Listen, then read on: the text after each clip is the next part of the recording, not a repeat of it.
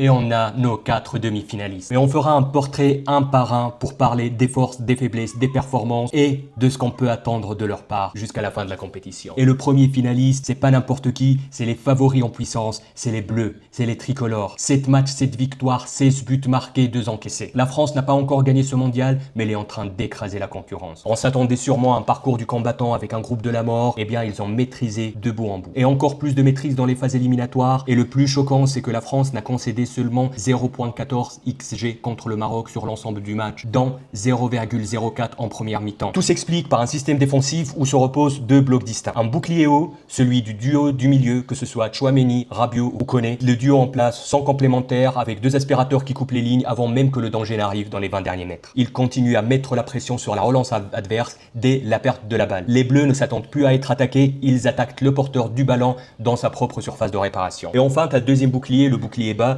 avec Saliba et Upamecano. La France a une paire de défenseurs centraux la plus solide du monde, impériale dans les duels, dans les interceptions, dans les sorties de balles, dans les transitions rapides. L'ensemble, ils ont été battus moins de 15% de toutes les actions défensives de ce mondial. Et pour les arrières, ils sont forts, ils sont décisifs, mais n'oubliez jamais que les plus grandes équipes et les derniers champions du monde n'ont jamais eu une paire d'arrières de classe mondiale. Il y avait toujours un voire 2 besogneux pour sortir le tournoi de sa vie et permettre à l'équipe de gagner. Une fois passés les 2 boucliers, les adversaires arrivent devant Maignan épuisés, déséquilibrés et sans solution. La défense de la France ne subit pas, elle étrangle.